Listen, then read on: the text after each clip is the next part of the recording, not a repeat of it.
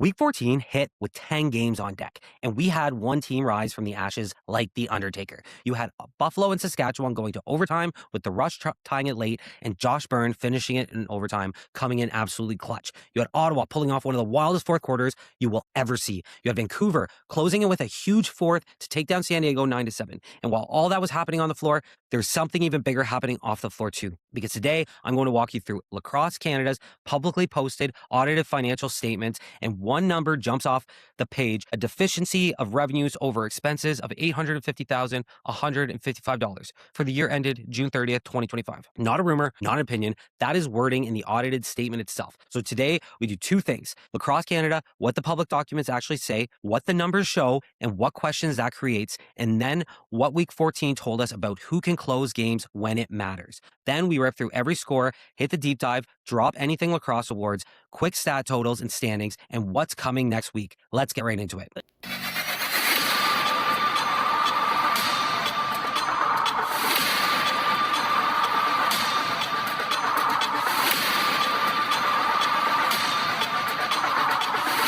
Welcome back. My name is Jake McDonald. I'm Anything Lacrosse, and this is the game that never sits still. Starting off strong, leave me a comment on what you want to see in these episodes. Also, go follow all the socials, the Anything Lacrosse Show, Anything Lacrosse on TikTok. Go subscribe on YouTube if you're on here, Spotify, all that kind of stuff. Like, comment, give me all the love. Thank you very much. With that being said, let's get right into this episode. We have a big episode, as I talked about in the intro. As you heard in the open, we have Lacrosse Canada. This is a mess, man. I'm starting to go down this rabbit hole, and it is wild. I can see why nobody wants to touch on this. This is such a messy situation, and there's a lot of ties here. People, I'm going to give you guys the facts, okay?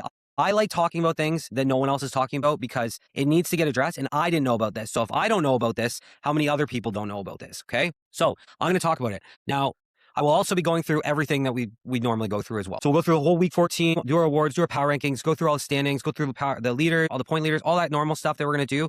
I'm only going to do one topic this podcast because I would like to, it's going to be such a deep dive. Now, if anybody has listened to me from the beginning of my podcast career, whatever, I used to do these crazy deep dives. Now I kind of, when the season started, I haven't been doing that. I'll do more of those once the season stops, maybe. But to be honest with you, with all the lacrosse content I know about now, it's just like, I don't know if I will. If you guys like that stuff though, and you're like an OG listener and you continue to like this, please let me know and I'll bring those back, or bring something like this back.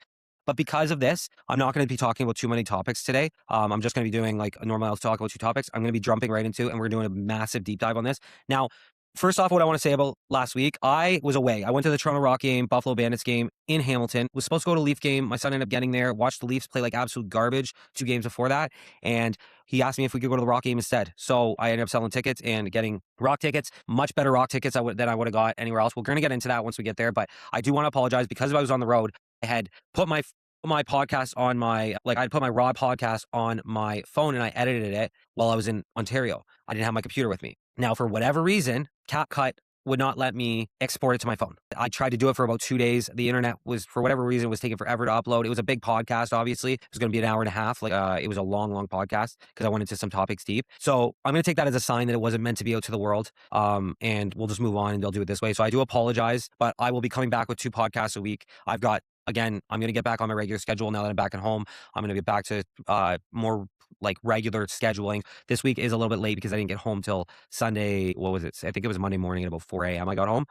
And so I didn't, and then yesterday I obviously came home and I was just exhausted. So after work, so I ended up, I'm recording this as of Tuesday and it'll be out Wednesday. But going forward, I will have the podcast out Monday morning again. I'm going to record Sundays. I'm going to dedicate a couple hours at night on Sundays to record, afternoon, after whatever the last game is. I'll record and then I'll edit and I'll have it out Monday at some point. I'm aiming for Monday mornings because personally for me, I find there's not a lot of podcasts out on the Monday. Shout out to the Buffalo Sports Collective. I was listening to their podcast on Monday. They're one of the only ones. I think they are the only ones out, other than obviously Michael Daily Dive as well. But I got to get more consistent with that. So I do apologize, but I'm back, and you will see more consistency out of me. I definitely got a lot to talk about on the college side as well. Okay, so that's just kind of throwing that out there. I do apologize, but everything's going to go back to status quo, and I will be putting a college lacrosse podcast out. I'll be recording that tomorrow, and then I will be putting that out. So there you have it. Some other really quick, exciting news for me is I actually just got. I am a massage therapist by trade. I don't really talk about that here, but I am a massage therapist by trade, and I ended up just I get to go do massage backstage at a concert tomorrow. So I think that's kind of cool, and I'll be working on like whoever. Really, I think it's just like the bands and like all their people. So whoever really wants a massage, I'll be there for 6 hours. But yeah, it's gonna be a cool thing and awesome time. So I obviously I just thought that was really cool. One of my teacher, actually, my old teacher, she does them usually, but she can't do it tomorrow. So she reached out to me, which is actually a pretty big compliment. So I don't talk about that side of my life too much on here, but I did want to mention that because I think that's pretty kind of cool. So just I don't know if anybody's anybody heavy metal fans, but it's Megadeth. Megadeth is who it is that I'll be doing. Like I'll be at their backstage. So I don't think it doesn't mean you'll be massaging the like I'll be massaging the band members or anything like that, but I will be massaging like whoever is it wants to be treated. The one time she did, my teacher treated somebody for 2 hours there. So it just depends on what's going on and stuff like that. So, yeah. Anyway, I can't tell too much about it because it's all confidentiality with massage. You can't really talk about it. It's against the like against the college. So that's why I thought, but because I'm talking so generally where I'm just going to be at the concert, not saying I'm going to be massaging the band or whoever, I can kind of say it. So just throwing that out there. That's just to cover my ass there. So anyway, let's get right into this. Thank you. So that's another exciting. I had a big exciting day today, to be honest with you. And on top of going down this Lacrosse Canada rabbit hole. So let's start right there. So let's talk about the Lacrosse Canada rabbit hole. Okay. Oh, there is a gentleman named Pierre Filion, and I hope I said his name right there, but he has written articles. Now, this started back a few months ago. He's been kind of, or throughout this year, I think, earlier this year, or early in 2025, he was talking about this. And kind of, I didn't even hear about this personally. Now, obviously, when this was all coming out, I think I was kind of just getting into lacrosse. So I was so in depth into other things, it kind of slipped it just went under my radar. And nobody was really talking about it because I don't really know. It's kind of a situation that you don't want to believe, I think. So I'm going to go over the facts. I'm going to stick to facts. I'm not going to talk any shit. And I'll give you my opinion at the end of this based on the facts that I read. I'm not going to listen to any other outside noise, but I'm going to read the facts. And what I mean by facts, okay, we're going to be doing a deep dive into this, which is, again, something that I used to do. But we're going to be doing a deep dive into this. I'm going to be going right on the Lacrosse Canada site, so there's no discrepancies. I'm going to pull up the actual records, the financial statements. This isn't a witch hunt. And I want to make this clear right away. I'm not trying to make Lacrosse Canada look bad when I do this, so I apologize if it comes off this way. But at the end of the day, if there is something not kosher going on, we need to address it because it cannot continue. Okay, we need to nip this in the bud. It's going to look bad either way, but let's just address it, deal with it, and move on. Right? Because Lacrosse Canada's got a lot of good things coming up, and let's not spoil it with this. So people aren't happy. They just raised registration fees this year, and they're running an $850,000 deficit last year. We'll see what the numbers look like when they come out next at their next AGM. I'll be on top of it. Don't worry, you guys. I will keep you guys updated on this now. I am invested in the story, and unfortunately, no one else wants to touch this fucking shit. And I don't know what that is about.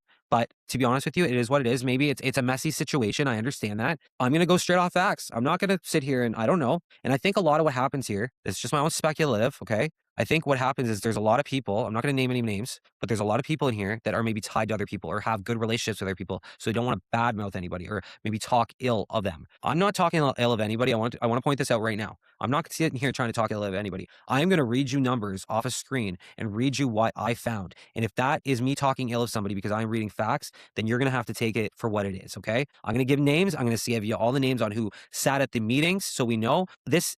I don't care. I don't care. We need to make sure this is done and over with and move on and get lacrosse to be respected. And if there's corruption going on, possibly, not saying there is, nothing's been settled. I'm not saying that. I'm saying these things don't really add up to me, okay? And we're going to look through them together and you guys can let me know what you think. But I just want to make sure when I say this again, that I am not trying to make Lacrosse Canada look bad. I just want it to be out there so regular people know and we can address this if there is an issue and get it dealt with. And the public should know about this. And so no one else is talking about it. You guys are stuck with me. You guys, for context, I'm on a PDF right from lacrosse.ca, okay? So it's Lacrosse Canada audited financial statements for the year ended June 30th, 2025. So this is right sourced. Anyway, to the members of Lacrosse Canada, we have audited the financial statements of Lacrosse Canada, which comprise a statement of financial position as of June 30th, 2025. In the statement of operations, statement of changes in not assets and cash flows, statements for the year that ended, and notes to the financial statements, including a summary of significant accounting policies. In our opinion, the accompanying financial statements present fairly in all material respects the financial portion of Lacrosse Canada as of June 30th, 2025, and the results of its operations and cash flows for the year that ended in accordance with Canada. So this is what the auditors. So our objections are to obtain reasonable assurance about whether the financial statements as a whole are free from material misstatement, whether due to fraud or error, and to issue an auditor's report that includes our opinion. Reasonable assurance is a high level of assurance, but not a guarantee that an audit conducted in accordance with Canada generally accepted auditing standards will always detect a material misstatement when that's just fucking to cover their own ass, that shit. I thought if they miss anything, it's not there. Oh, we're not liable, but we're going to charge you a bunch of money to do it. Okay. So blah, blah, blah, blah, blah. Really, you don't give a fuck about that. Let's be real. Like, it's just a bunch of fucking shit saying that they're going to audit it. I'm going to summarize some of this stuff for you because this is, you can go read the stuff if you guys want. I'll be happy to give you the links if you want. So this just goes over, blah, blah. Okay. So let's get down to the thing. So we've got right here. This is all. So this is all. I'm going to give you the 2025 numbers. I'm going to give you 2024 numbers. Okay. So current assets, they have 248,000. And remember, this is from June 30th or whatever, 2025, right? So they have almost $250,000. Okay. They got $248,619 in cash compared to $159,850 from the year before. So their cash is up, why are you raising? If your cash is that much up, why are you raising fees? But anyway, we'll get into that. Short-term investments, they got 75,000. It was 22,332. So I would like to know where that, what is a short-term investment here, right? So that's one thing. You got accounted receivables, $50,395 compared to $24,118, almost doubled from the year before. Okay, you got due from CLF note 5 is 3,172 compared to 475. I'm not really sure what that is yet. You got HST GST recoverable of 48,213. Down from 118,645. Okay. Again, I'm not a finance guy. So I understand finances, but this is a little bit technical even for me. Then you got inventory note 2. You got 12,366 is the exact same as the year before. And prepaid expenses are $115,116 compared to $358,337. Total for 2025 was $552,881, down from $696,123 from the year before. There you go. So you got market investments are down again. You had 759,538.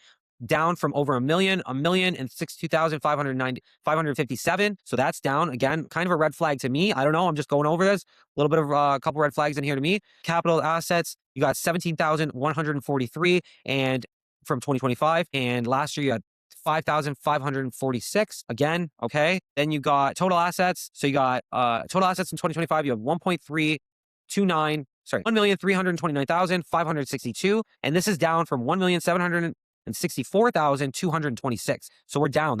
Again, I don't like that. Another red flag. Current liabilities, accounts payable are 146,834, up from 61,900. That's a massive jump.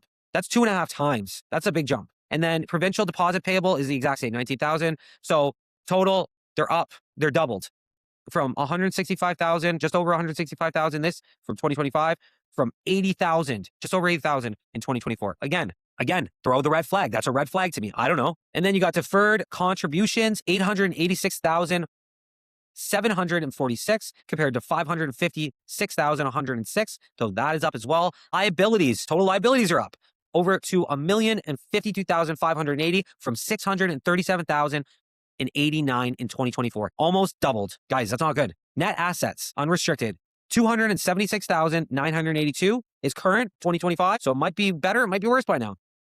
Compared to 1,127,137. Red flag. Total liabilities and net assets of you have 1,329,562, down from 1,764,226. So that's a little bit crazy, I think. Anyway, let's keep going though. Okay. So you got revenue. So clinic fees are up from 9,425. From 2024 was 8,661. So that's up. Contribution, Sports Canada is down. So they put less into Sports Canada this year at 475,000. And last year they put 585,740. Coaching associations, you got 0 compared to 32,261 the year before. Development grant, they got a $53,000 development grant, a little over $53,000, 0 in 2024. So that's more money coming in. Canada Lacrosse Foundations of 2,400, which the year before in 2024 is 250,000. Royalty income, they got $758. The 2024, they got $1,113. Unrealized gain on investments, they got 111 compared to 55,447. So that's probably a good thing. Unrealized gains on investment. I don't know actually what that means. Then you got membership fee. So you got coach registration fees of 116,300, up from 23,730. You got official registration fees of 60,175, up from 35,905. You got organizations, A little bit down, 16,100, down from 17,500, and you got participant fees up a lot, triple almost. Actually, it is triple. Well, basically 820 from 153,738. So that's a massive, massive, massive jump. Same as the coaching registration fee is a massive jump as well. Championship registration was 130,000, up from or down a little bit from 142,900. You had Minto Cup, which was 5,000 compared to 0 from 2024. National team contributions of 190,119, down from 213,381. Sales were down to 2,780, down from 19,461. Sponsorships were up by $2,000 from 3,000 to 1,000. From 3,000 from 1,000 in 2024. And HST recovery is 0 this year from 83,235 last year. And then you other of 35,948 and 25,481. Total, you were kind of pretty much even, to be honest with you. You had 1,660,000. And on the other side, you have from 2024, you had 1,660,237. And in 2024, it was 1,649,553. So you're a little bit up this year. Now, expenses. Oh, guys, this is where it gets hurt. This is where it hurts. Okay. Inflation is up $157,173 from $121,604. Okay, it gets a little bit more expensive to live. Okay, I gotcha. You got audit and legal is up $166,429 from $108,625. Your coaching development up. That's okay. That's good. I like that. $24,551 from $17,222. Cost of sales is 0. That's down from $10,597. You got domestic development from 0 down from $747. Grant expenses. You had $70,000 in grant expenses, and you had $65,000 in grant expenses the year before. International, you had $9,483, and before you had in 2024 you had $8,816. So up a little bit there. Meetings. This is where it gets a little bit ridiculous. Okay, we have Zoom, we have Skype. All of us, everybody does it. You guys are no better. This is a joke. This is what's going to piss me off when I see numbers like this, and this should piss you off because there's no way this should happen in a year. So this year they spent $155,464 up from on meetings up from $44,858. So you're telling me you over tripled the meeting costs? Why? That needs to be investigated. That's 1,000%. National championships, it's down 264,215 from 390,696. National teams, you had 876,441, almost doubled, $498,557 from last year in 2024. So that's not bad. I don't think anyway. Or no, that's actually been spending more. So they're doubling their spending on that. Okay. That's I don't know if I'm okay with that one or not, because at the end of the day, that if they're doing it correctly, I'm okay with it. Let's just put it that way. If they're just, are they covered? Like, who knows, right? So if they're doing that correctly, potentially get behind that one maybe, but at the same time, we can't be running deficits of this. Nothing will survive like this. So officiating development, this is horrible. $2,032 this year compared to $78,985. Okay. So that's a massive, especially when they're running more of a deficit this year and they're spending less on referee development. Don't like that. I don't like that. Promotions, 50,920 up from 10,703. I don't think I like that either. I mean, depends on if is it working? Is the promotions working? What, very much I would like that looked into. Staff, salaries, and travel. Surprise. We got 722,526 up from 478,606. I don't like that. I do not like that. Why? Why is it almost doubled? Not quite, but that's a lot. And then you have translation, 11,158 up from 9,486. Total expenses, $2,510,392. And you have on 2024, you had $1,844,302. So the deficits here, last year they had a deficit of $194,749 in a deficit. This year, they had $850,155 deficit. What? You can't run like that, boys? Come on, man. That's crazy. This is insane. You can't. How are people defending this? Right now, I'm not going to sit here and pretend like I know what every line meant. I'm not going to sit here. Like, I understand financial statements to a point, but I'm not an accountant. I'm not financially trained in the normal way, right? Like, I didn't go to school for financial background. So I'm not going to sit here and pretend I can tell you every number and what these mean. But to me, seems kind of like a red flag to me. And their balance at the end of the year went from being 1,127,137 last year to 276,982. So at the end of the year, that's what they have after everything's said and done. And at the beginning of the year, like, that's crazy. And it's down the year before, because in 2024, the start of that one was 1,321,886. So like, they can't be running deficits like this. This is crazy. This is insane. Like, what? Like, this is insane, guys. This is crazy. So they got a capital asset of $37,245 on office equipment. They've got a really lot of numbers in here, guys. Like, it's a lot. I can't go through every line. Like, I can't. I guess pretty much, honestly, I did hit a lot of it. So where's their opinion? Like, okay. So essentially, I'm going to break it down for you guys in case you didn't want to listen to all that or whatever. Lacrosse Canada's audited financial statements of the year for June 30th, 2025 showed a deficiency of revenues over expenses of $850,000. So they're running a deficit of $850,000, which is absolutely insane. You cannot run anything like that unless you're running it into the fucking ground. Okay. So that's crazy. The prior year comparison was 194,749. Restricted net assets go from we already went over all these numbers, right? So massive drops. Okay. So just unrestricted net assets go from 1,127,137 at the beginning of the year to 276,982 at the end of the year, driven by that deficiency. So the statements of audited in the auditor's report states the financial statements present fairly in all material respects the financial position and results in accordance with Canadian accounting and standards for not-for-profit. So they're just letting them get away with this?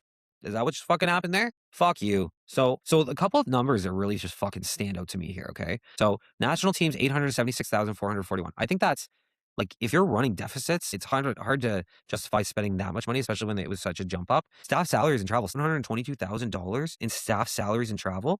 What? National championships, 264,215. And the meetings, 155,000. Like, are you fucking kidding? Okay, to be honest with you, like, if I have to pick one thing that pisses me off the most, that's it. They won. A couple questions I've just come up with, and you guys can let me know what you think. So, like, what specific items inside national teams drove that number up this year? Like, that's kind of where'd it come from, right? Like, it just seems like such a massive number.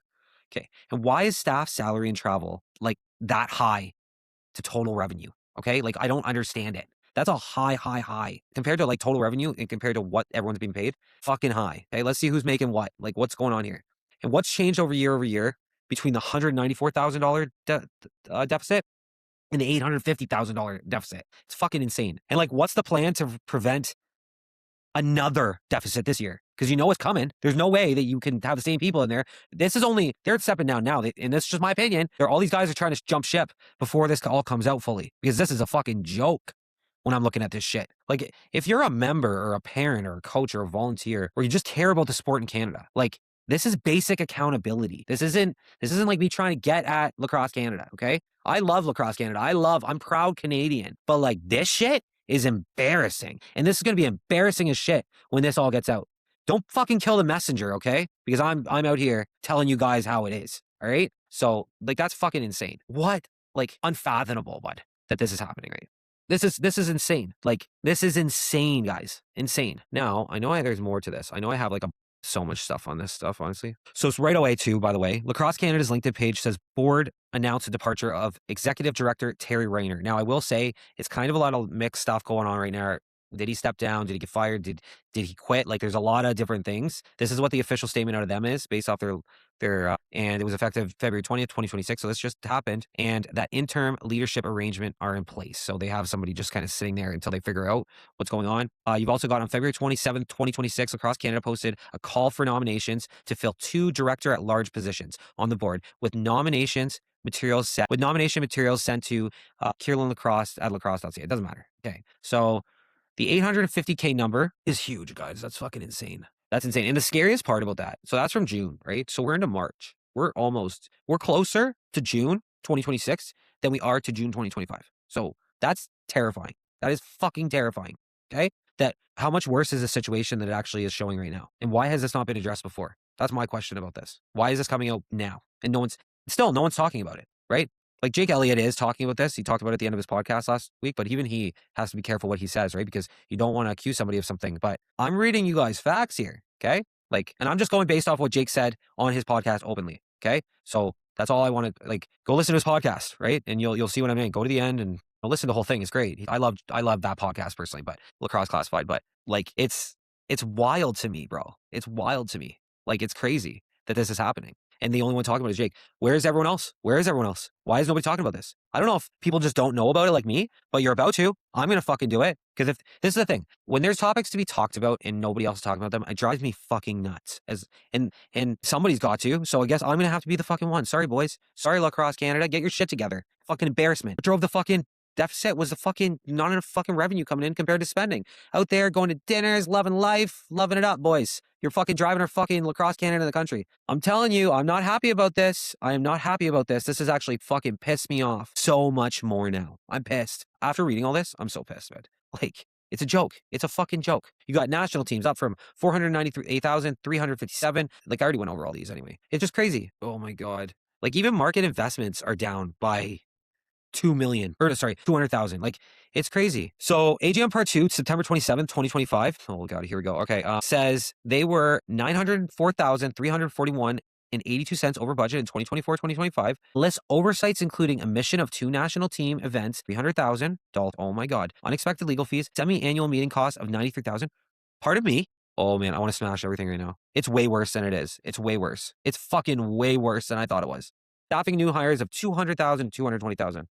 I know this is Lacrosse Canada, but and then you guys have the fucking gall to say the players are asking for too much money. You fucking pieces of shit. Oh, buddy, I don't want to hear the fucking there's no money for the players. I don't want to fucking hear it. I don't want to hear it. I know this is a different issue, but it's sickening to watch these fucking animals eat into the money like this when this is supposed to go to development of lacrosse in Canada. You fucking ooh man. Ooh, who's in charge? Who's in charge? Let me just to say it. I'm not going to say it. Smash. No, I'm just kidding. Guys, the bar to be better than Hockey Canada is so low. And this is what you're doing. Like, it's fucking on the ground to be better than Hockey Canada, okay? It's so low. The Lacrosse Canada could be better than Hockey Canada all day. When this shit happens, though, this ain't good. This ain't good. This is not good. No, I mean, don't get me wrong. I don't think it's in the same breath as what Hockey Canada has gone through, but it's still fucked. Like, don't fucking try to limbo under them. Like, so... Couple notes. So they have not received Sports Canada funding from October 2025. I wonder fucking why. Maybe they looked at your fucking financials after the $850,000 deficit was announced. They stopped giving us money. No shit. Oh, how much are your fucking meetings? How much are your fucking employees getting paid? Holy fuck, guys. Wow. Creating a shortfall of over $300,000 and 43% of our total budget. Mentions requesting a draw from the Deschner fund of $250,000 to cover shortfalls approved by the board. Well, yeah, what the fuck else are you going to do? And guess what? Is it going to be approved by the same fucking people that are spending the deficit like this? Holy fuck, man. I'm fired up. Mention moving to a 3-step process for approvals of expenses. We're going to move to a 3-step process for approvals. Are you fucked in the head? What the? I'm blown away right now. I'm fucking blown away. Anyway, board meeting November 12th, 2025. Here are the minutes, okay? So they mentioned financial updates, including HST fillings and expense approvals. And the audited statements would require a special meeting of members for approval. And they also mentioned improving communication and transparency ideas like town halls and Q&As, mailbox. No shit. You think? You need to fucking be monitored more? I would think so. Have some more accountability. So here's a couple. So shout out to Pierre Fillon. I have reached out to him. I'm hoping I get a response from him. I would love to have him on the show to talk about this because he seems passionate when I was reading his articles. So go give his articles a listen to, but I'm going to give you a quick little summary or go give his articles a read, right? So the first one's Lacrosse Canada's financial challenges. And this is from October 6th, 2025. Nobody's listening to him, right? I haven't heard about it. Why? Lacrosse Canada's financial challenges, October 6th, 2026. Budgets presented to members did not clearly tie spending to measurable goals in his view. So this is all from Pierre's, right? So he frames Lacrosse Canada's revenue base as heavily dependent on Sports Canada and member-related revenue, which is not false considering they pulled the funding and they're having a fucking issue with it, and criticizes the lack of other revenue streams. I have to agree with the guy on that one. He flags how national teams are a major cost center and push the idea they should become more revenue generating in his view. And I have to agree with that, to be honest with you. That's another thing, right? You can't be fucking just demolishing money like that. That's crazy, right? It's an investment. I get it. But something's not right there.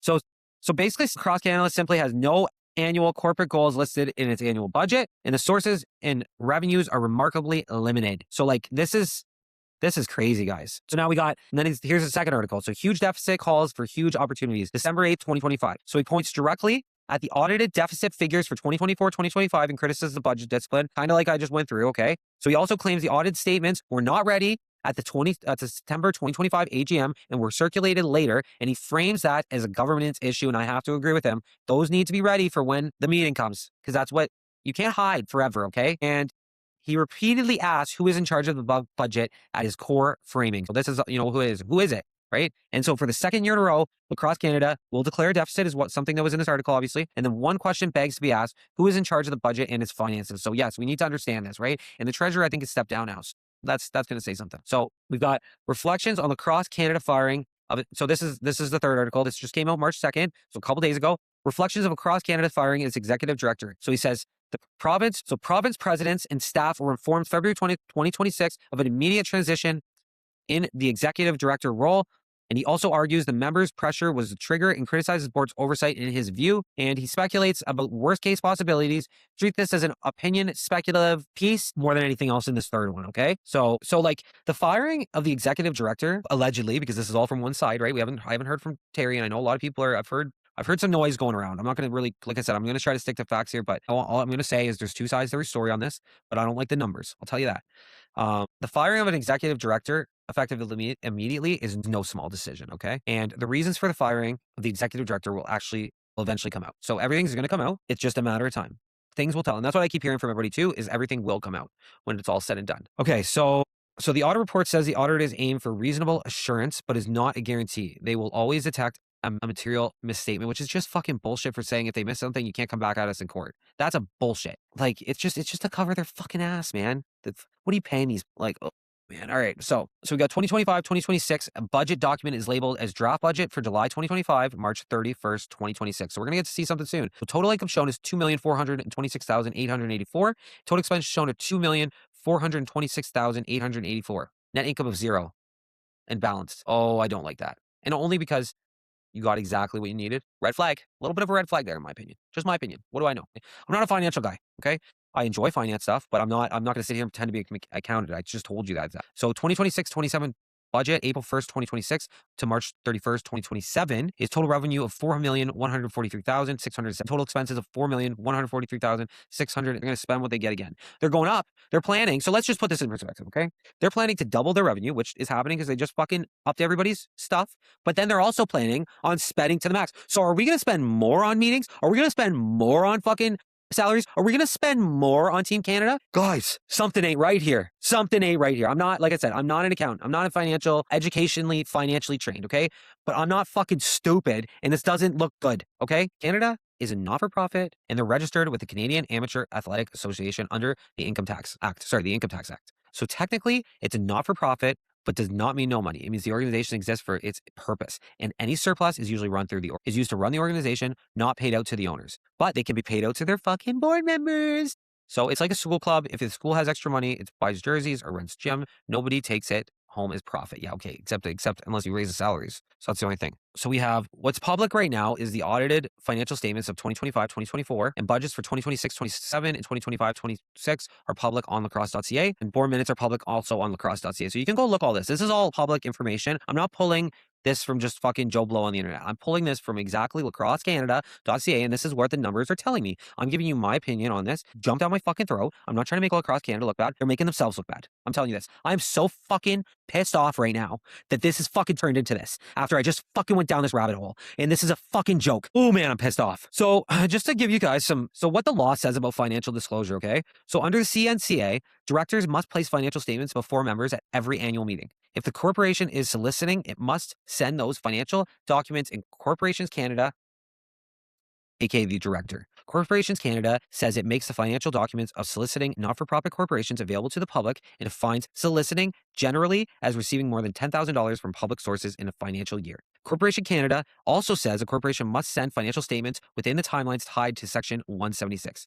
So basically, yes, a lot is public. No, not everything is automatically public. The most reliable public docs are the ones on Lacrosse Canada is already posting, plus anything available through Corporations Canada for a soliciting corporation. So just to let you guys know, if you want to go find anything, lacrosse.ca is probably the place to go for the most part. So I'm going to go run through what is verified and what is just bullshit rumors, okay? Kind of like, okay? So everything I'm about to say from Lacrosse Canada is from its own posted documents, okay? So, or is a clearly labeled opinion. I'm not accusing anything of theft or wrongdoing. I'm focusing on what the documents show and what questions the lacrosse community deserves answered. And that is 1000% true.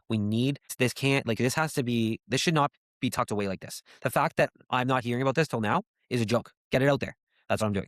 So Lacrosse Canada publicly posted audited financial statements ended June 30th, 2025, showing a deficit of 8. I thought we already went that. We beat that horse. So I do want to say, after everything I said here, if Lacrosse Canada would like to respond, if anybody would like to come on my podcast, I welcome to too. I know they're not going to because they're going to be going through legal proceedings and they're not going to be able to say shit. because they can't say anything. And this is, at the end of the day, this isn't about fucking legal, okay? At the end of the day, we need to figure this out, don't get me wrong. But what about public fucking perception, okay? How about show some balls and come on here? And I know nobody's gonna fucking do it, because none of you have so fucking balls. Nobody's got balls. And I understand, I'm legally handcuffed. Fuck you. Fuck you. You guys can't explain it, then you shouldn't fucking be sitting on that board. And I'm glad they all fucking got let go or set down, let go, whatever you want to call it. If that money is not fucking, you can't explain it. If you can't explain it simply, then you shouldn't be fucking handling this much money. And this is the thing. This is supposed to be for developing lacrosse in Canada, not for fucking people to get rich, not for people to be fucking going out and living the life. Do that on your own fucking dime. And if you can't do it, then too fucking bad. Be like the rest of everybody else. And this is the problem. And it's not just Lacrosse Canada. There's so much of this all over the world. But like Lacrosse Canada, it's sickening to watch this, and it's a joke. And it's so easy to be better than Hockey Canada. Like, it's so fucking easy. It's so easy to be better than Hockey Canada, guys. We've got the Olympics coming up. We got sixes starting. You've got the sport of lacrosse growing. And this is the fucking wrench you're going to throw in this. You pieces of shit. If this comes out to be true, and there's money missing and they can't explain it, which fucking go look at the numbers and tell me that's kosher. I'm not even, you know what? The other thing, some certain things I could, like, you could definitely explain and be like, okay, maybe meetings. No. Now the salaries, okay? Did we hire a bunch of new people, or did we give a bunch of people raises? Because those are two different things. If you could show that those members are going to bring value, which if you're running $850,000 a deficit, they're not, obviously, then it's different. But if you're just giving people raises so they can make more money and they can fucking suck the tit of Lacrosse Canada, you can go fuck yourself. And I don't care who you are, and I'll fucking say that to your face. Okay? So that's my thing. If that offends you, then I don't think that I'm the right person you should be watching at this point, to be honest with you. Because you should be disgusted by what I just read to you. And if you're not, then there's an issue. Or maybe I'm understanding it super wrong, but that's not even it. If you read that and you don't think, wow, this is absolutely disgusting, then you're fucking blind. And go look at the numbers yourself. Lacrosse.ca, it's all on there. I'm sick. I'm sick to my stomach right now. Like, I'm doing this fucking thing right now, or I'd be fucking making a TikTok and I'd be getting this out there. Like, I'll be doing this at the end of this all day. This is a fucking joke. And the fact that we're sitting here and fucking pretending like this is normal, it's not. And the fact that nobody's talking about this, everybody should be ashamed of themselves that nobody is talking about this after the fucking rabbit hole I just went down. If you knew about this and you have not addressed it, ashamed of yourself. The numbers are out there right now. There is no reason and no excuse for you not to fucking put this out there.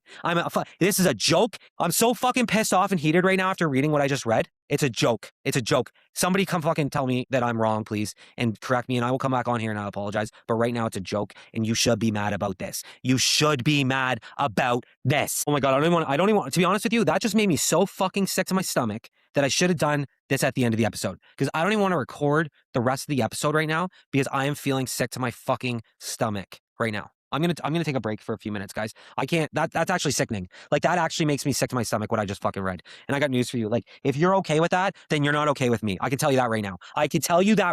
If you are okay with those numbers, you can go fuck yourself. You're a fucking scammer. Those numbers are not okay. We're not running a deficit and then fucking giving these fucking $155,000 meetings that can be done on a Skype call? Are you fucked in the head? It's a joke. That's a joke, bro. That's such a joke. So I had to go take a little time out there because I was just getting super passionate, super upset. And I find when I really love something, I really get passionate about it. I've loved lacrosse and I love Canada. That's another thing. I'm a very proud Canadian. And so when we have a body that represents Canada, something that kind of looks like this, I don't like it. I really don't like it. Now, again, I'm not a financial guru or anything like that. I'm just some guy, okay? Online. Keep that in mind. Now, with that being said, no normal person can look at that and say, oh, those numbers look good. We're good. The worst part about this whole thing is they're planning to bring in, because they've raised all the fees, they're planning to bring in a bunch of money, more money this year, and then spend everything they're going to bring in. So you can't tell me that right now they're like, oh, we're going to have a balance of 0 for this year and 0 for next year. But like, you can't fucking tell me. We're going to see what comes up in March when the meeting comes. You can't tell me that that's not fucking red flaggy, because that is to me. There's a lot of red flags in there, and that's coming from somebody without a financial background. So what would a financial background person going through those numbers that is actually true? Because let's see, I want to know about this independent fucking agency that did it, and they said everything was kosher there. That's a little red flaggy to me too there, to be honest with you. So it's all fucking super red flaggy to me, and I get passionate about it. So with that being said, we're going to get right into this. I'm going to edit that a lot. I know I am. I've got a lot of information in there, kind of just fucking ADHD'd it and just fucking let it go. But I'm not going to stand for this, and nobody else is talking about it. And for whatever reason, whether they respect the people that this is all fallen onto, and you know what? All I'm going to say about it is if you you did something wrong. I'm not mad at Lacrosse Canada in a sense, like, as, you know, a body, I guess. It's more as, like, the people that are in the power. That's what it is. So, but we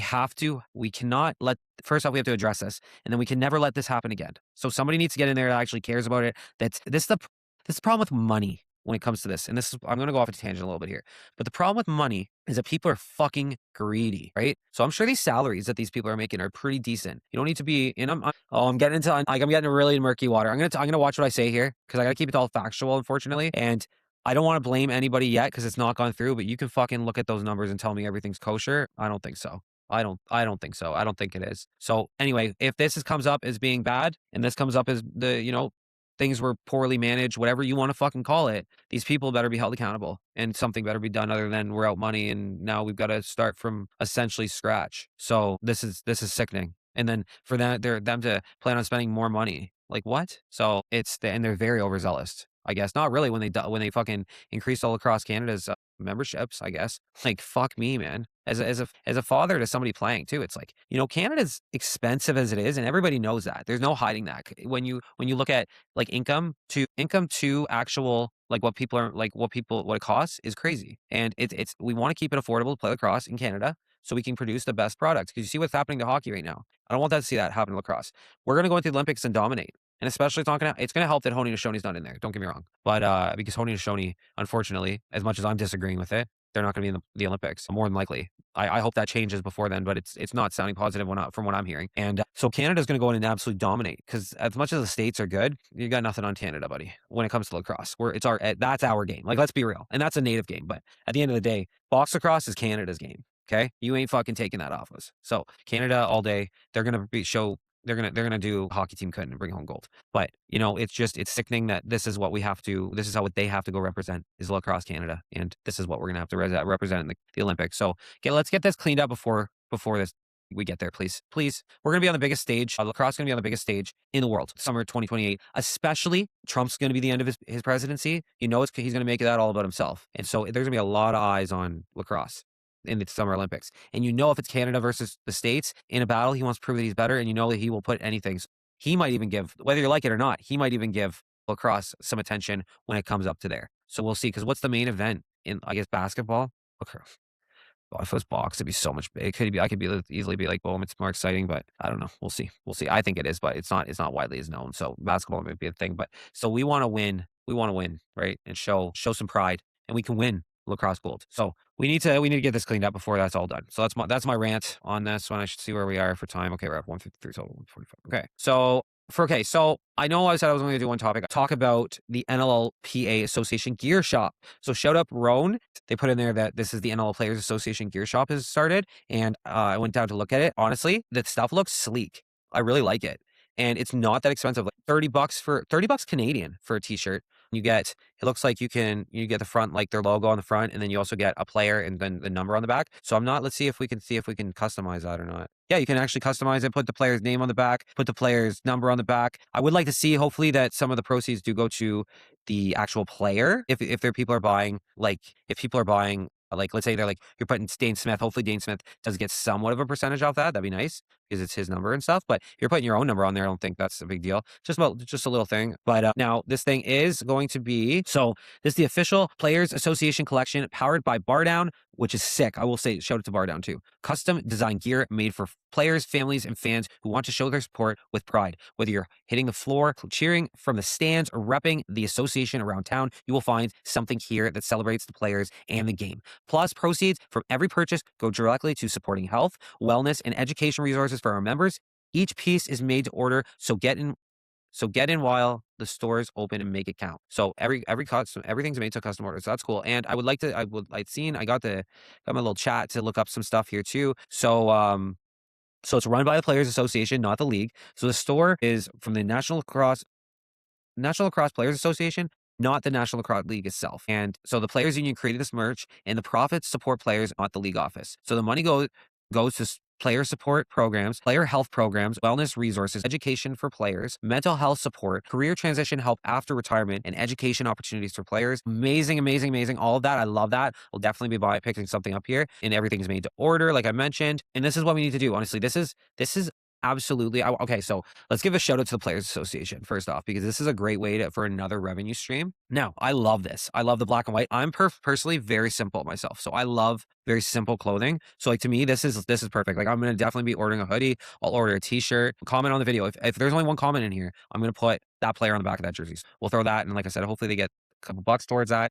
If not, nobody comments. I'll just put on whatever I want. We got like you got the zip ups for 40, like the front zip ups you got for $40.99. So 41 bucks. 41 bucks for hoodies, zip ups, like those crew necks, the long sleeves, like, nice long sleeves, a nice polo shirt, and they're all black gray shorts. You even got socks for 20 bucks, shorts for 32, hats for 25 bucks. Now I will say I love white hats. I would love to see this hat. You can only get it in black. I would love to see it in white with a black logo on the front. That would be so sick. And it would be so simple. And honestly, if you could what I love is when the hats, they put the logo, a little miniature logo on the front of the hat or on the back, whatever. And then on the back of the hat, like it is now, just be, oh man, that thing would be like, I would buy the hat in 2 seconds. But 25 bucks for that, that's cheap. This stuff is cheap, guys. This is amazing. And it's by Bar Down. I'm a big Bar Down fan personally as well. Shout out Bar Down. And I think this is great. And I think any way we can support the players, we should. So I'll be picking up some stuff. And I think it's great. So go support the players. Gear Shop, amazing. It's the NLL, NLLPA Gear Shop.ca, Canadian as well. Support local, all that kind of stuff. Amazing. We love Canada here. Canada's #1. Okay, so after a long time of this, we're going to get into the actual episode now, okay? Okay, so I'm going to run through the scores quick to just recap everything. So we got Georgia beating Philly 11-6. We got Colorado beating San Diego 14-12. San Diego was better than I gave them credit for a little bit. I will say they've kept the games closer, but they're still, to me, they are fugazi. I'm telling you right now. And I don't know, like really Airy, when he came back, they were playing really good in front of him and they were just killing it. This weekend was a rough weekend for them, but overall, they still kept the game close and it was a close game. So we're going to go deep dive into this anyway, but you got Vancouver versus Las Vegas 14-10, Buffalo versus Saskatchewan 11-10, and then Saturday we had Ottawa beating Oshawa 14-13 in overtime. I'm telling you right now, that game, if you can, like, go watch that game. Or at least go watch the fourth quarter, because that was an insane fourth quarter. I'm going to get into that too. You got Buffalo versus Toronto, or Buffalo beating Toronto 14-9. I was at the game, shout out, got to meet a lot of great people at that game. Halifax versus Calgary 14-10. Then you got Rochester 13-12 in overtime. There was, we had 2 overtime games this week. It was just amazing. Vancouver beating San Diego 9-7 to finish off the weekend on Sunday. And I'm telling you, man, it was just an amazing, amazing, amazing weekend. Like 10 games. I even heard Pat, I think it was the OTCB guys, Patty and Greg, Patty and Teddy there, that said like I can't remember which one it was, but they said, I don't think I've ever seen 10 games in one weekend. I mean, I haven't obviously, but I'm newer fan still, right? So we got full week game by game deep dive. So let's go right into it here, guys. Okay. So there's the scores. Okay. Sorry. And there's no interview this week. We didn't need one. We went and did a deep dive instead. Okay. So I don't know. To be honest with you, like I said at the beginning of the episode, I've been really busy on the thing. So I'll get guests back on here again. I've been talking to some people. I've got some people lined up and stuff. I'll start shooting some messages off and I'll get guests in here. Leave me in the comments who you guys want to see. You know, if you want to see somebody specific, I'll reach out to them. I have no shame, guys. No shame. I reached out to Pierre Fillon earlier. And so we'll see if he emails me back. I hope he does. It'd be nice. And I'll get him on the show and we'll talk about it. Because I think that he's the one that's been talking about it when nobody else has. And I didn't know about it. So we learn, we live and we learn. So anyway, we'll get into interviews. So let's get right into the games. Okay. Now, like I said, I am going to run through these a little bit quicker than I normally do because that deep dive was a lot today. Okay. And I guarantee you there's not that many people listening still. Maybe there is. Leave me a comment. I don't know. But anyway, we're going to go through all the games and we're going to get right into this. So, wow, this is just a ton of games, guys. Like, it's crazy. So we'll start off strong with Vancouver. So Vancouver Warrior. Let's go. Actually, I haven't even been into it. Let's go into my who you got because I haven't even looked where I'm sitting right now, to be honest with you. It's so bad. I did so bad this week. Like, it was everything that could, I think I'll be surprised if I'm over 50% this week. I'm not even kidding you. 4-5. I got 50% right here. So I got Georgia, I got Georgia. But for the 9, I did get Georgia for the 9. I got Colorado for the 7, so I got some high points. I got Ottawa for the 3, which is probably a smart move. I got Halifax for the 10, which was awesome. And then I got Vancouver for the 5. And I didn't tweak the numbers. I said I was going to tweak the numbers, and I didn't. And you know what, to be honest with you, yeah, I'm actually, because that's the thing, I was going to switch those.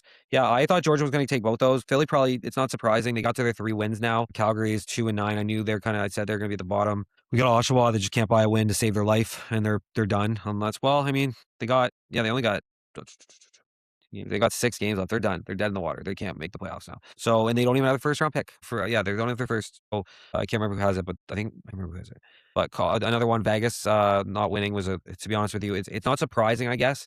But for me, it's a little bit I thought Vegas would be better, but I don't know if again, I was going to change that. Chase Frazier didn't play. I was going to change that, but I forgot. So that technically could have been a win. I should have changed it to Vancouver because I said I was going to. San Diego beating Colorado, or no, Buffalo beating Saskatchewan was a big upset. Rochester beating Saskatchewan was also a big upset. Toronto losing to Buffalo, honestly, in reality, hindsight, I could see where the argument to be made. In hindsight, I could see the argument to be made. Philly beating Georgia again, like I said, that's a bit of an upset. And then, so to be honest with you, I did. What was the final score of the Vancouver? Hold on, let me go back to this. I just want to see how close I got to the actual 17. I usually go 23 though, but I picked 17 this time. Where is it? Versus it's 97. That would have been good, bro. I had 17, so it was 16. The final score was 16. I had 17. But I didn't. Yeah. To be honest with you, if I would have Saskatchewan would have hit both games. Yeah, it was actually, to be honest with you, I finished 66, 34 points. And that's the thing. I did get a lot wrong, but I didn't get which isn't great. 66 isn't great. Don't get me wrong. Where am I sitting right now? Okay. I'm not as low as I thought it was, maybe. 79. I'm up 5 after that one, which is insane.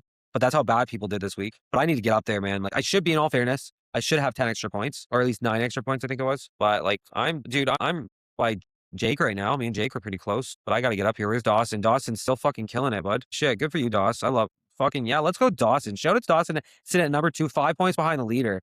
Absolutely coming in here and fucking handling business. Damn, bruh.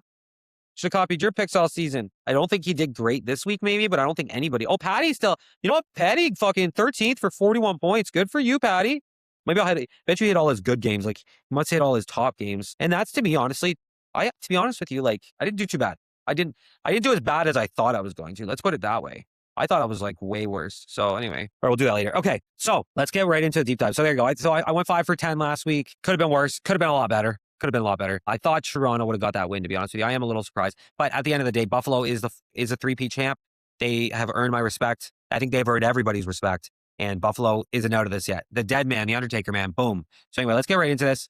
Let's get into Vancouver versus Vegas. So Vancouver beat on Friday. Vancouver kicked this off. Vancouver beating Las Vegas 14-10. We've got the attendance was 4,500 almost. So again, Vegas, I'm not in love with that, but they have a smaller arena. And again, they have the same problem. They're outside. They need to get in downtown Vegas. Keegan Ball had 9 points, 4 goals, 5 assists. Jesse King had 6 points, 2 goals, 4 assists. Curtis Dixon, 2 goals, 2 assists, 4 points. And then Clowridge had 4 points. Adam Charlambides had 4 points. Simpson had 2, as well as Owen Grant. Ross Sheridan had 1. Bowering had 1. Beers had 1. Charbonneau went 6 for 22 in the faceoff. Killer. And over on the other side, you had Adam Poulters getting 3 goals, 3 assists, 6 points. Jonathan Donville getting 2 goals, 4 assists for 6 points. Chris Klutz getting a goal and 2 assists for 3 points. Killam getting 2 points. Mitch Jones getting 2 points. Not good enough for Mitch Jones. Need more out of him for sure. Tony Malcolm getting a point with Brandon Goodwin as well. Connor Kurse with a point. Kevin Crowley with points. Yeah, Hammer Jackson getting 22 for 28 in the faceoff circle for 78%. Just going into my theory that faceoffs don't really matter. And we just keep seeing that over the whole season so far. Most of the time, again, it can give you a little bit of an advantage in a certain situation for sure. But is it going to massively change the game? No, it doesn't. It doesn't. I'm honestly, I'll die on this hill now that it doesn't do it. And I'll argue all day with somebody. Christian Del Bianco with an 80 save percentage, 80.4, 51 shots, 41 saves. Huge, absolutely killer. And Landon Kells, again, another rough night. 21 shots, 13 saves for 61 save percentage. And Bouquet was put in for a bit, and he got a 77.3 percentage, 17 saves. So that's slightly better. To be honest with you, that's kind of what was average last year. Probably a little bit lower than average, but that would have been passable last year. It's not good enough this year in the league for whatever reason. It's just not. Again, the same shit happened in this game with Vegas that they always do. They come back too late. They got 5 goals in the fourth quarter, 0 in the third. Why? 4 in the second and 1 in the first. Start on time and get going. You know what I mean? It's crazy. Anyway, first game, we need attendance to be up. That's on up. Brett Fruit said it. He wants 7,000 fans in the building. I think that might be right packed. If not, I think they might have to be able to fit that 6,000 in, I think is what it is. Well, but they need to be downtown Las Vegas. Get them fucking downtown, or get the shuttles from Vegas to take them there and then bring them back. But I know it's a bit of a jaunt. So I don't know if that's the answer. I think it's just to get them in downtown Vegas, honestly. Okay, next game, San Diego losing to Colorado 14-12. The attendance was over 10,000 in Colorado. Let's go, baby. I love it. I love to see it. They love their lacrosse out in Colorado. It's Jojo the drummer, man. That guy, I love that guy, man. So Wesley Berg got 7 points, 2 goals, 5 assists. Connor Robinson got 2 goals, 3 assists for 5 points. Trey Leclerc got 2 goals, 3 assists for 5 points. Zach Currier got 2 goals, 2 assists for 4 points. Ben McIntosh got 4 points. Dylan Watson got a hat trick with 3 points.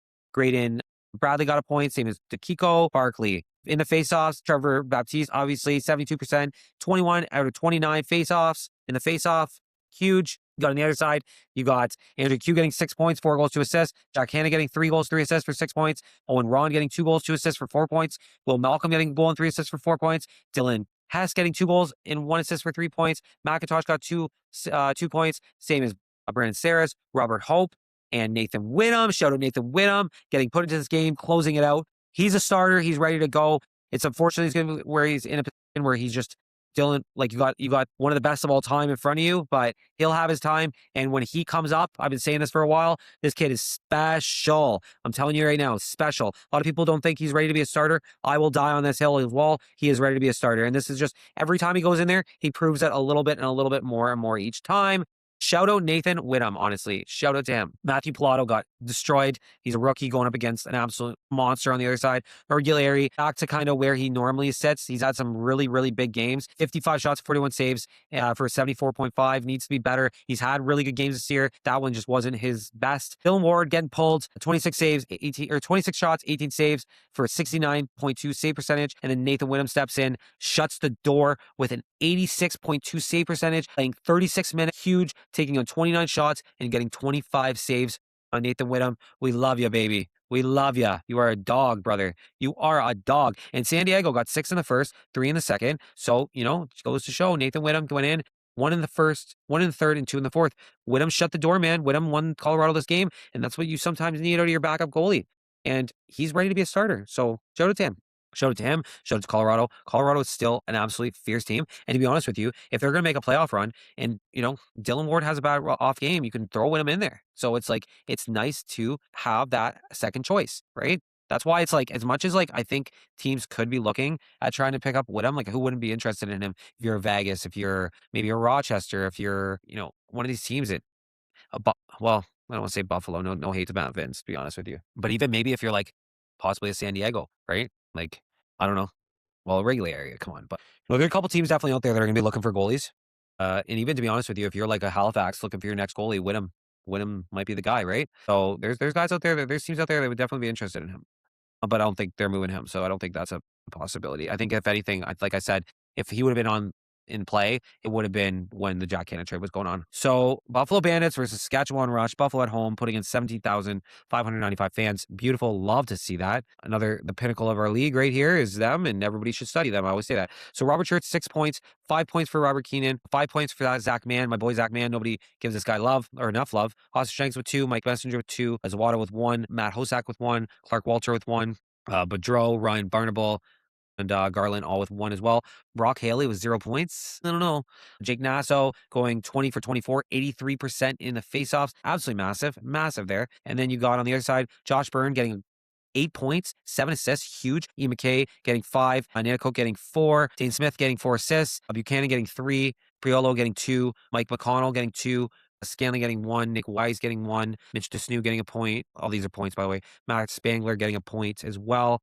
And then you got Farrell going 4 for 24. But luckily, faceoffs don't matter in overtime. Absolutely clutching this out. If you didn't get to watch this game, this was another one. Frankie, 77 save percentage, 48 shots, 37 saves, where Matt Vince was better, and 53 shots, 43 saves, getting an 81 save percentage with an 898 goal against average. Absolutely massive. Matt Vince looked amazing in this game. There's nothing to talk about. This is kind of the performance. If Matt Vince can give you a performance like this, it's like you get a chance to win every game, right? The surprising thing, Dane didn't have a goal, and Josh Byrne waited till overtime to get one. But at the end of the day, that's what clutch players do. They go in and score when they need to. And a little bit to be said that, maybe to expect a little bit more out of Dane Smith, but Ian McKay, he had 4 goals, which is amazing, and Nanticoke had 2, so they had good nights there.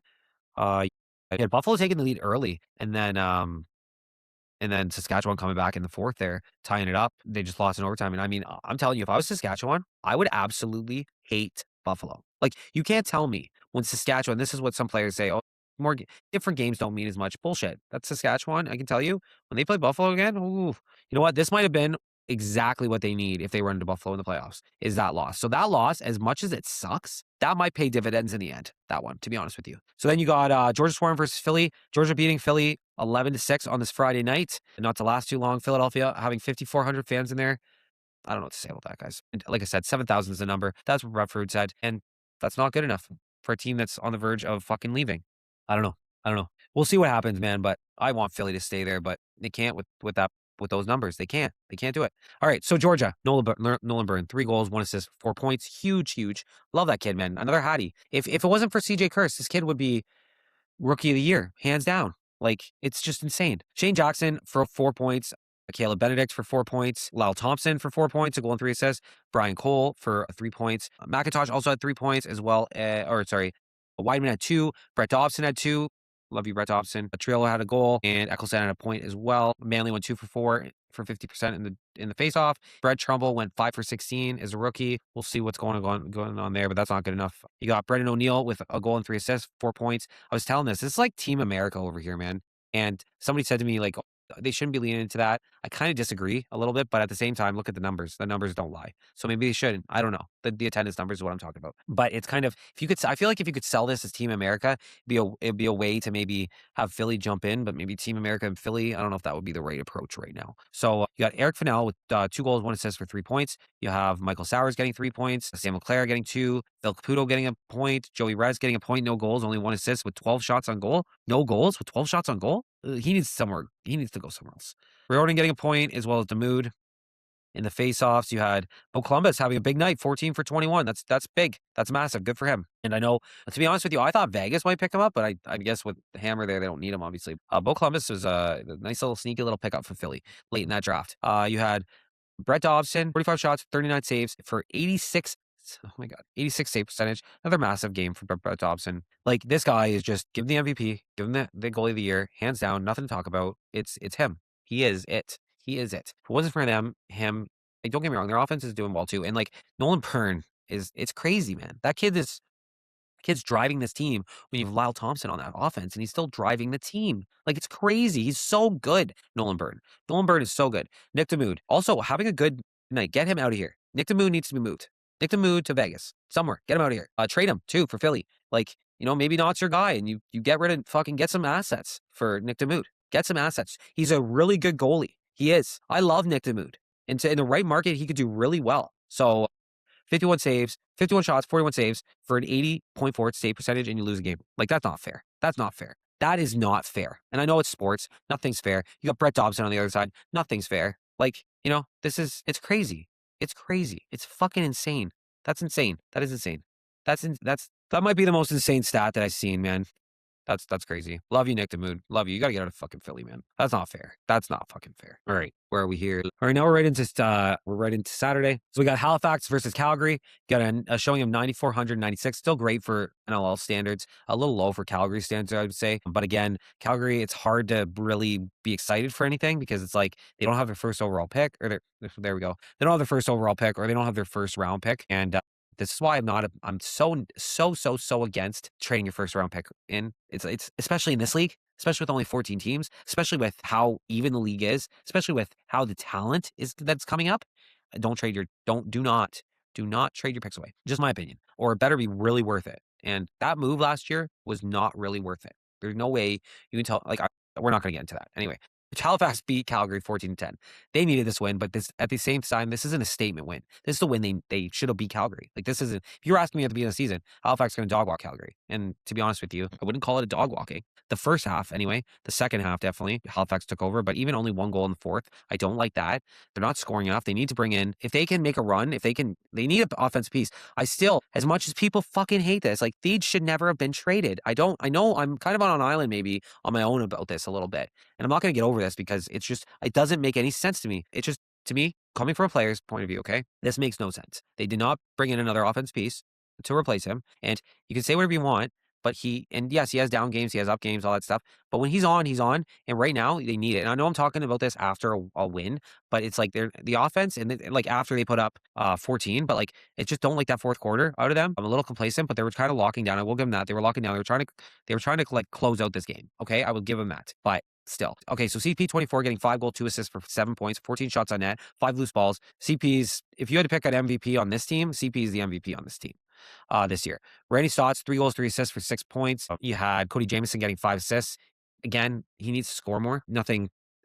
It's just he needs to get the ball in the net more. He's got to be down in goals. Like, I haven't looked, but just because I do stats every week, I can tell you, Cody Jamieson this year is way down on production level. Now, yes, he's getting older. Yes, he's played a lot of lacrosse. I'm not doubting that. But at the end of the day, I think it's kind of one of those times. I'm sure you're going to see him go back and play this year in the, but I think it's starting to maybe start talking about, how much longer we have Cody Jamieson in the league. And I don't see that as a disrespectful thing. I just noticed his point production's lowering. And I mean, don't get me wrong, 5 points, awesome night for most players, right? I just would like to see Cody get some goals because I know when I watch his highlights and from other seasons, like he puts up goals like crazy. He's one of the top scorers in the league every year. So his production's down a little bit, but still, like goal wise. You got Jason Knox getting 3 points. Got Stephen Koo getting 3 points as well. Brendan Barberry got 2 as well as Terefenko. Bo Hunter got a point goal. Graham Hosek got a goal, same as Colton Armstrong. So a lot of different people scoring here. I will give him that. Will McLeod got a point. Jacob Withers got a point. Warren Hill got a point. So this was huge. Jake Withers went 13 for 27, which is way off. Tyson Bell, no points for him, but he did get 7 loose balls. So you know how big on that. And he got 2 caused turnovers. So Tyson Bell, as much as he can score, don't get me wrong, he's not out there to do that. He's out there to shut it down, and he's done his job this year. Like I watched him in person, and he's done his job this year. And but who hasn't done their job is the offense. So on the other side of things, you got Tanner Cook putting 5 points up, Brandon Maya putting 5 points up, Tyler Pace putting 4, Dixon putting 3, Noel Manning putting 2, Lowing putting 2, Pepper putting 2, Leclaire putting 1, as well as follows as well. Now, I will say, Noel Manning, 2 goals is great for a rookie. Don't get me wrong. He's still doing great. He's going to turn into an amazing player. What I will say, though, is I would like to see a little bit more production out of Manning, I guess, but that might come with time. So you got Ignacio. Now, in all fairness, just to throw this out there, I know I just said Weathers had like a little bit of an off night, but Ignacio is an amazing face-off guy. 14 for 27. So these guys are 2 of the top face-off guys in the league. I will tell you, Baptiste absolutely dominated Ignacio earlier this season, but Ignacio overall is a really good face-off guy. It's uninteresting. Who is the top face-off guy in the league? There's an argument to be made, Baptiste for sure. Like Baptiste, I think is hands down, but I think Hammer Jackson's starting to creep up there, to be honest with you. And as much as Hammer doesn't score a lot, I think Hammer would be an amazing piece to get on your team, anybody's team. Like Hammer Jackson is, I think, marketability wise, gritty wise, like team locker room guy wise. Yeah, I think he's a steal, to be honest with you. So you got Warren Hill having an amazing game, 81 save percentage, 53 shots, 43 saves. Warren Hill has been top notch. Aiden Walsh, 46 shots, 33 saves for 71, not good enough. And then you had Bowman coming in for 15 minutes, and he took 10 shots, 9 saves for 90 save percentage. So Aiden Walsh, he's been up and down this year. Again, look what he's dealing with in front of him. But Halifax did a good job overall in this game. I will give him to a very steady scoring right up till that fourth. And then the fourth, to me, it's just, that's what I'm saying is like, it could have been a little bit more, but I understand they really wanted to lock down. And that's what I think it kind of, they're in their own head a little bit when it comes to this. So with that being said, like, they just really wanted to lock down. And after that third quarter, they just decided to do that. And you had Calgary getting 2, but Halifax got 1 in the middle there. So it's not like, they played solid. Honestly, if they win like that every game, fine. And they got 14, they kept it to 10. Overall, they played a really good game. So we'll see what they do going forward. If they can do, continue this, but we'll see. Philadelphia versus Georgia. You have Philly beating Georgia 9-5. We're avenging of the loss. They only put up 4,500 in that arena. That's another thing, man. Orlada's got deep pockets. But we got to grow that game down there somehow. I don't know, whatever. This is a passion project. I don't really pay attention too much to the Georgia attendance, but like you got to get out there and support your boys, because it's crazy. It's crazy. So you got Dalton Young. Shout out Dalton Young here. Philadelphia getting 5 points, 3 goals, 2 assists. You got Riordan getting 4 points, Eric Fennell getting 4 points, Sam LeClaire getting 3, Sinfield getting 2, Phil Caputo getting a goal, Armstrong getting a point, as well as Brendan O'Neill. Brendan O'Neill was kind of quiet this game, 1 point here. Bo Columbus going 13 for 18, having another big night in the faceoff. Again, same rematch though. And then you had Ben Trumbull losing again, 5 for 12, obviously. On the other side here though, you had Nolan Byrne getting another hat trick. Not enough offense though. 3 assists, a hat trick, 3 points. Lyle getting a goal and assist. We need Lyle a little bit more. You've seen flashes of Lyle this year, but he hasn't been the same. He did get 9 shots on net. Same as Nolan Byrne got 10. Nolan Byrne also got 10 loose balls.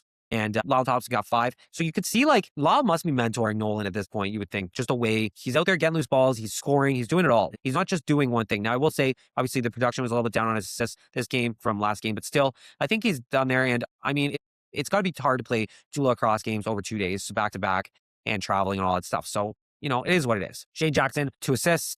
You got Brian Cole, 2 assists. Richie Richie Connell with an assist, as well as Benedict got a point as well.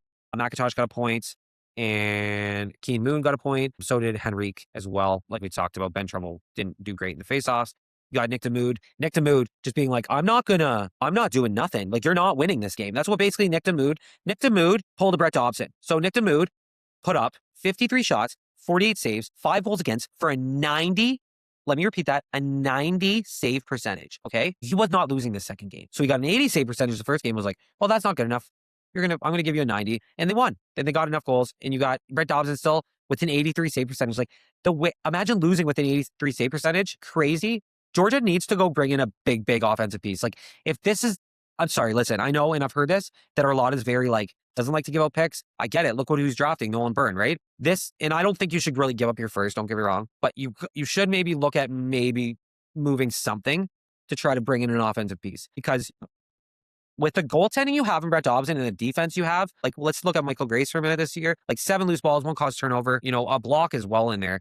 This is, you gotta try to look at it like, you got some dogs. You got some dogs in here. You have, like, are you kidding me? You had fucking Turbell getting 3 caused turnovers and 3 loose balls. Like, there's a beast right there too. You know what I'm saying? Like, and it's amazing. And Philadelphia clutched it out, man. Like, they really did. They won this. And they scored, like, in the fourth quarter here, like, they held Georgia to 0 goals in the second half. And they played just a great game defensively. Like, they played so fantastic. Nick DeMood was absolutely lights out in this game. Like, it's insane. It's insane when you look at it like this. Just insane, man. So you can't not score in the second half and expect to win, but at the end of the day, when you have run into a goalie like that, you got goalied there. Straight up. Like, you got fucking goalied there. Wow. So we still got games to go through. Okay. So we got Buffalo Bandits at Toronto Rock. We were at 8,960 people. I was in this arena. First off, the arena was fantastic. I'm going to say there was some sound issues, I guess. And I guess that was to a blown speaker that happened that they haven't had a chance to replace or something yet. But now I've been to a Halifax game. I've been to a Rock game. I will say the Halifax game seems louder, but it's a smaller arena and there's more people. So this was about 10,000. I was there in Halifax. The atmosphere in Halifax is, like, amazing. I will say that. Like, it's fantastic. Toronto, once they get more fans in there, it's going to be electric in there. The crowd was good. The crowd, I'm trying to, like, I'm loud, okay? Like, I'm loud. I've seen lots of good people there. There's some really good people in that crowd. There's a lot of passion that is in that city. People dressing up like clowns coming in. Like, there's a lot of passion there. I bought some pretty good tickets. We sat 3 rows back from the glass. Now, I will say I wouldn't personally sit there again. And it's not that it was great. The seating was great, all that stuff. What I will say, though, is that I couldn't see the whole game. With the game that I did get to see right up close, it was awesome to watch. But to me, I like to be a little bit farther back. I'll sit is front row in the balcony next time. Now, I will say that when you buy certain tickets, you get access to, like, the downstairs lounge. 100%. It's worth the money. I love it. And I'm going to make sure I have access to that because it was pretty sick. And there's even, like, a higher one that you can go into, like, the private bar area. And I would 100% do that. I think that's super cool. So, and in all fairness to Halifax, last time I sat up and way up high, and I won't do that again. Same thing. But I wonder if Halifax has the same kind of thing. But it was awesome, the area. I want to give a shout out to a couple people here. Shout out Robert Simpson for buying me a beer and just shooting shit with me for a little while. I met Mr. Captain there. Great guy, came and sat with me for a couple minutes, and we shot the shit. And he's just a great guy. Super nice wife as well, or partner, whatever. I think it's his wife, but I don't know if they're actually married or whatever. But anyway, partner, girlfriend, whatever, wife. I'm pretty sure it's his wife. Super nice people. And Captain's always boots on the ground there for the daily dive. They've got some really good stuff going over there as well. I always shout them out. And I like everybody in this community, to be honest with you. I like everybody I've talked to, everybody I've interacted with are great people. I always get great answers from them. And they give me great knowledge and all that stuff. So I have nothing bad to say about anybody doing media or creators here. I think that everybody's so great and easy to interact with. So we almost had 9,000 there. Great. Like I said, I think there's some things to do. I did see a billboard downtown Hamilton, but I would like to see it spread out throughout the city. And I'm telling you, I know this is something that is a lot of people disagree with. I know there's people that disagree with this. I personally think that them being called to Toronto Rock in Hamilton is shooting them in the foot to try to drive things there. And I don't want to see Toronto Rock leave the league. That's the thing. Like, I have a hard time with it because Toronto Rock's so historic that I don't want to see them leave the league. But if they were called Hamilton, whatever, Hamilton Tigers, right? It would be and I wouldn't call them that, but Hamilton, whatever, it doesn't matter. Hamilton Rock, Hamilton something else. It would drive people more into there because people love when they represent their city. And Hamilton doesn't want to be Toronto. I'm telling you that. They don't want to be Toronto. Hamilton has its own pride. I was raised in Hamilton. I know what the people in Hamilton want, or at least blue collar people. Like I know there's some people from Hamilton don't probably agree with this. I can tell you, being from Hamilton, it's pretty prideful. And people love the Ticats because they're Hamilton Ticats. That was a big prideful thing because Hamilton is like a big city, but kind of doesn't get enough recognition. So to have a Hamilton team in Hamilton would be super like a way like super patriotic of Hamilton. So for all Hamiltonians. So to me, growing up in Hamilton, I know that that would mean a lot to that city. With that being said, I don't want to see Toronto Rock lose a team. I think personally it would have been better off to have, especially with the arena upgrades and all this stuff. I think it would have been better off to have, and this it goes to do with money. Obviously, Dawick's never going to do this, but to have Toronto go to Oshawa because it's closer to them, and the Firewolves should have become Hamilton Firewolves, and Toronto should just move to Oshawa and become the Toronto Rock there because they're closer to downtown Toronto up there than they are in Hamilton. And it would have been able to give Hamilton, the market, its own team. That's the only thing that I think. And I obviously know logistically that would never work. And that would be like Dawick having to give up the Toronto Rock, which I don't know if he's doing. Let him own both. I don't fucking know. But either way, I just think that having a Hamilton team, and my dream one day is this league gets big enough to where we have a Toronto Rock team and a Hamilton team as well. Hamilton, whatever. I think it would be cool to have like the Hamilton Steel cars or the Hamilton Steel, and the color scheme would be so cool. You could do so much. Definitely like the Hamilton Steel, I think would be a really cool team. Like you could do like slick gray, and even if you wanted to pay homage to like the yellow, like with the Tiger Cats and keep it that yellow. But I personally think I would love to see Hamilton Steel. But if you want to do like a yellow thing, because Georgia's the only really yellow. Well, you got yellow with Georgia, you got yellow with San Diego. So I don't know. I think it'd be cool to have the Hamilton Steel, and there's a lot of cool things you could do with that or something. So I'm sure there's other names you come up with too. But that's just my little rant there because I do think that that's part of the thing that they're shooting themselves in the foot with by marketing and selling this as a culture based is that you're not really representing Hamilton. So it's almost like you got to drag, you're just pulling from lacrosse fans rather than the Hamilton community. And so that's my rant there about that because it does kind of, I always say that. I always laugh about it because it's like it's not even closest team to Toronto technically. So with that being said, Toronto overall was a great experience. They gave towels out, really class element captain, like I said, and we also ran into Zach from Lacrosse. Is it? We also ran into Zach from Yard Sale Lacrosse. So that was really cool. So those are all awesome, right? And I'm sure there are other people there actually that messaged me recently after and said, oh, I was there too. And I'm like, oh, that's awesome. Next time I'll definitely catch up. So I'm always looking to, keep stuff going. So anyway, let's get right into this. I've gone on way too much. So, we got Dane Smith getting 8 points this game. This Dane Smith was huge in this game. 3 goals, 5 assists. Josh Byrne getting 3 goals, 4 assists for 7 points. Colby Buchanan getting 4 points. You got Weiss getting 3 points. Nanico getting 3. Manesh getting 2, Snu getting 2, and Spangler getting 2, Robinson getting 2.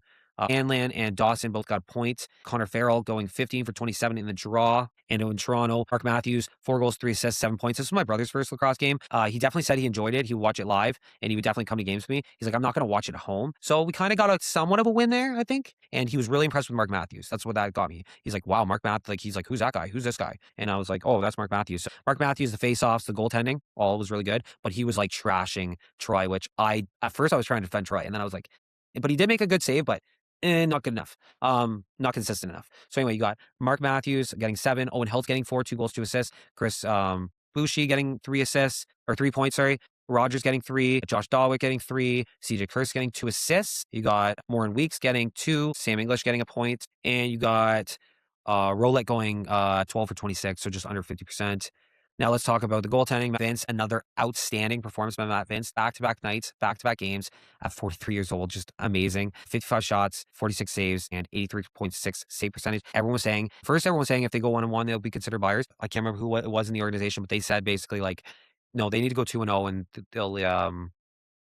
they'll we'll be buyers. So you're going to see Buffalo buying at this point. And shout out Buffalo. At the end of the day, Buffalo and Matt Vince and all those guys stepped up when it counted, especially losing Ian McKay, and fucking got it done. So shout out Buffalo. As much as I was like, oh, they're done, they're not done. They're making playoffs, and you never know. You could see them go for the 4th. It's not impossible here, guys. They win when they need to win. Backs against the wall Buffalo is interesting. Underdog scrappy Buffalo is also interesting. And then you had Troy, 43 shots, 30 saves for 69. Now we'll say 69 save percentage. Now I will say that as this game went on, he did get better, but I didn't find him to be great in the first half for sure. And I know I mean, he let 6 in the first half, but it was on not that many shots. So anyway, okay. So we got Saskatchewan versus Rochester. Their attendance numbers were 48-80. So not great. Honestly, again, that needs to be up. But I think the owners are really all in on trying to invest in this. So we'll see how this goes. You got Zach Mann, 6 points. Like I said, nobody's talking about him. 2 goals, 4 assists. Levi Anderson, 2 goals, 2 assists for 4 points. Ryan Keenan got 3 points. Robert Church got 3 points. Ryan Barnable got 2 points. Brock Haley got 2 goals for 2 points. Bedreau got 2 points, as well as Austin Shanks. And then Matt Hosak, Adam J, Zawada, and Nasso all got a point. Nasso also went 19 for 30 for 63% in the faceoff. And again, there goes show faceoffs don't mean shit. Ryan Launchberry got 8 assists for 8 points. Connor Fields got 6. Connor Fields got 6 points. Zed Williams got 5 points. Ryan Smith got 5 points. Kyle Waters got 3 points. Thomas McConvey got 2 points. Matt Guillory got 2 points. Hogg got 2 points. Tutton got a point, as well as Medeiros and Jensen and Coates. And Jeremy Thompson went 10 for 27 for 37%. And Jake Pisino went 1 for 3 for 33%. And in the goaltenders, they gave Frankie the night off. Kazak played absolutely lights out with an 80 save percentage, but unfortunately, it wasn't good enough. And you had Ryan Hartley playing most of the game with 53 shots, 43 saves, and an 81.1 save percentage. The goaltending in this game, in this league, is just unbelievable. Rochester, good for them, clutching it out. They really just played a consistent game and held Saskatchewan off, to be honest with you. Saskatchewan is beatable, and that's what I was kind of saying, is they seem like they're not beatable, and they are. Now, we have to go on a little rant here. Okay, so next game we have Ottawa versus Oshawa, 14-13 over Ottawa, an overtime game, absolutely ridiculous. Fourth quarter, actually, was this overtime? Sorry, I think it was overtime. Yeah, it was overtime. Yes. So right away, you had 400 fans in here. They need to get this attendance up, guys. I know the new arena is coming. I always say this, but Montreal is chomping at the bits to get a team, and they need a team. I think Montreal should have a team. So if you don't get your shit together, go to Montreal. Okay, so you got Dyson Williams, 5 points. Alex Simmons with 4. Ty Kurtz with 4. Ethan Walker with 3. Will Johansson with 2. Megan Clark with 2. Dawson Theed with 2. Axon Nishimura with 2. Doug Jamieson with 2 points as well. You got Peshko with a point. Jawoski with a point. Kazchuk with a point. And same as Byrne. Byrne also went 10 for 28 in the faceoffs. Zach Mason went over 3. Ty Kurtz got 8 loose balls too. Huge for him. Will Johansson got 6. And you got, on the other side, you got 6 points by O'Connor. Hellier got 6 as well. 4 goals for O'Reilly as well. O'Connor. Jeff T got 5 points. Goal and 4 assists. Connor Kiernan got 5 points. Sam Firth got 2, as well as Bernal. Volkov as well got 2. Callum Jones. Okay, Callum Jones, man. An assist. He got a goal. So he got 1 point. He got 11 loose balls and 3 caused turnovers. Huge. Stevens got a point, as well as Sanders and Ashton and Sundown and Mariner. And you had Reed Kurtz going 21 for 31 and 67% in the faceoff. Dougie Jameson putting up 64 shots and 50 saves, getting 78 save percentage. Crazy. Wow. 68 shots, man. That's a ton of shots. Who took the most shots? Listen to this, though. You had O'Connor take 10 shots. You had Robert Hellier take 15. You had Jeff Teague take 17 shots and only get 1 goal. Holy cow, boys. As much as Doug Jameson, he was getting peppered. And then you had Zach Higgins, man. 49 shots, 36 saves for 73.5. Carlson came in just for a cup of coffee, 41 seconds. But yeah, that's not good enough, Zach Higgins, but you somehow got the win, so that's all that matters. What a game. Absolutely crazy. So I got to go back to that one, actually. Sorry. So just to give you guys a little update, man. What was the score going in? It was it was 6-4 going into half, but they were up by, hold on. So where was it? The biggest lead, they actually had a 6-goal lead.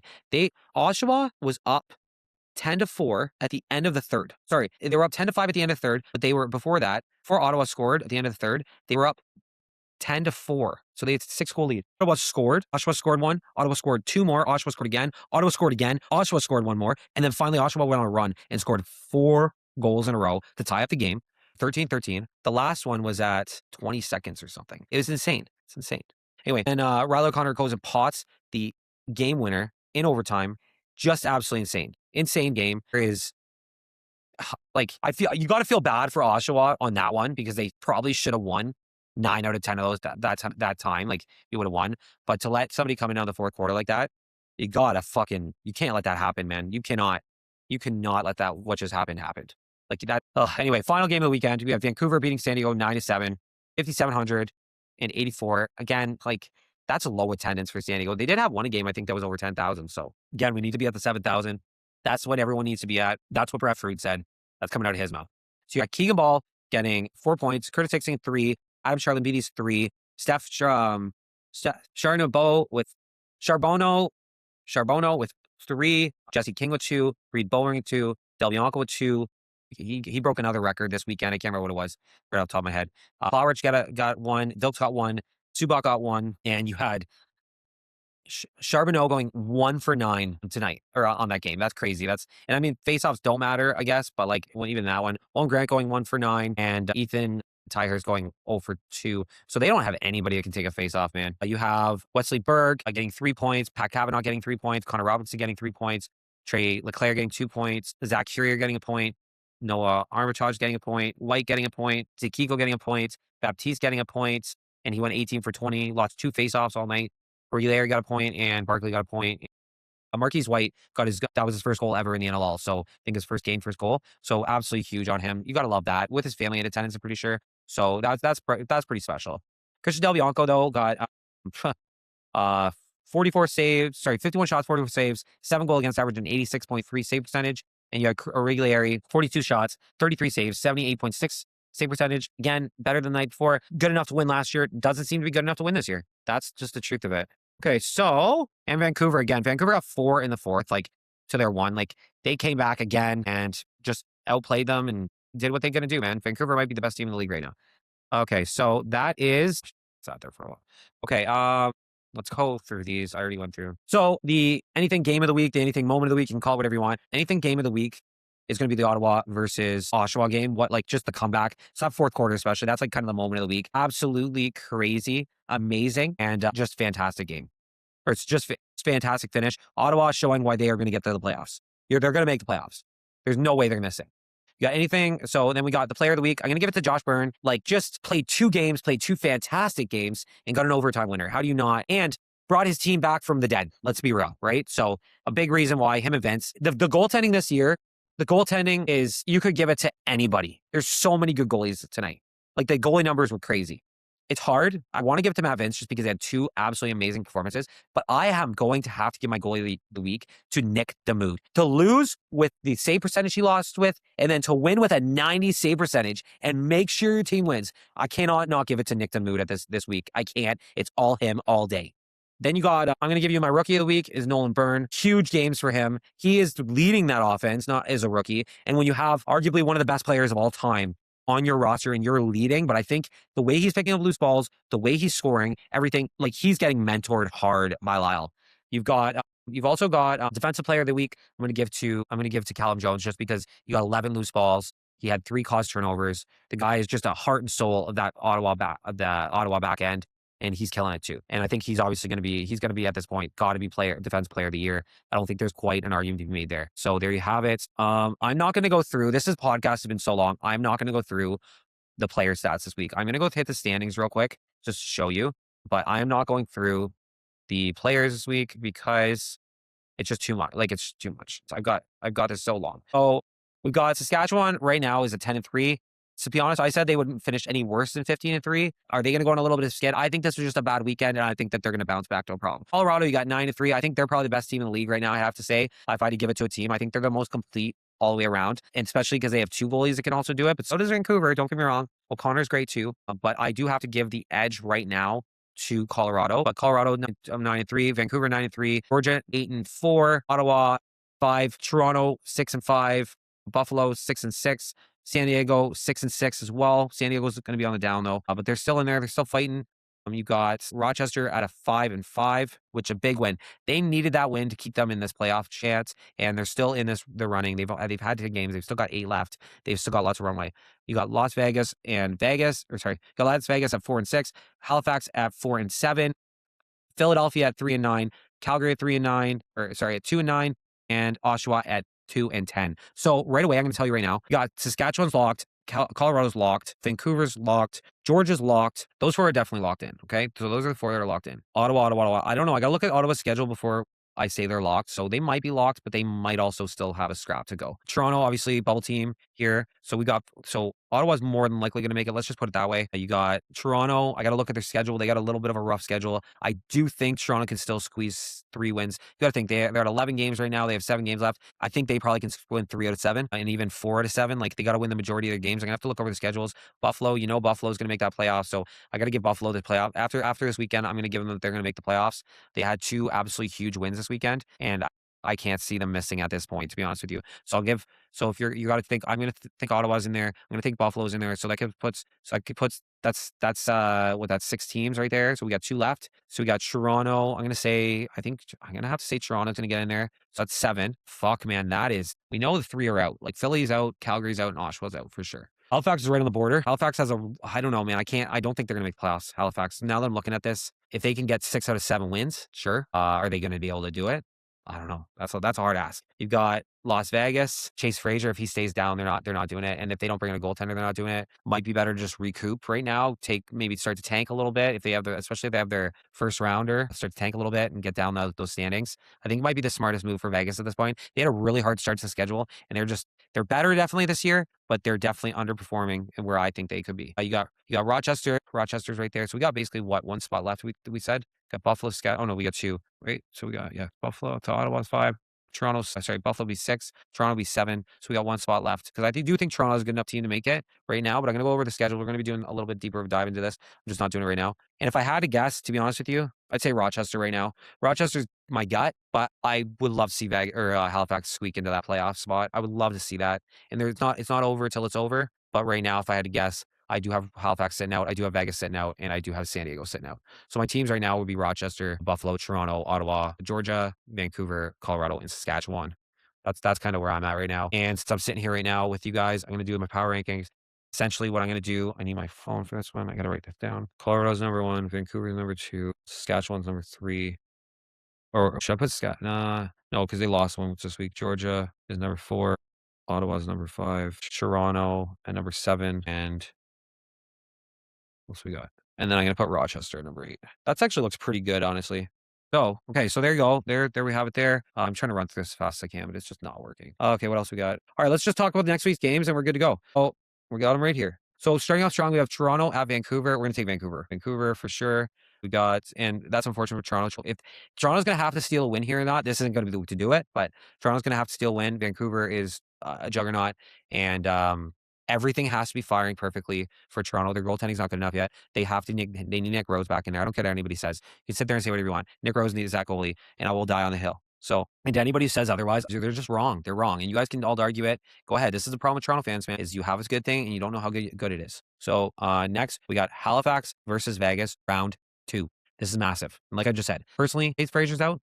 We have Las Vegas versus Halifax. This is a must-win game for both teams. This is a game that Halifax needs to win. They're at home. They need it. They need it. So with that being said, we're gonna go Halifax all day on this one. I believe in Halifax. I may be naive, but they're gonna win the next few at least. They need to win this. This is a must-win. I told you they need to win 6 out of 7. They've got Saskatchewan and they've got Rochester and they've got Buffalo maybe still. No, maybe not Buffalo, but they've got Saskatchewan and Rochester for sure coming up.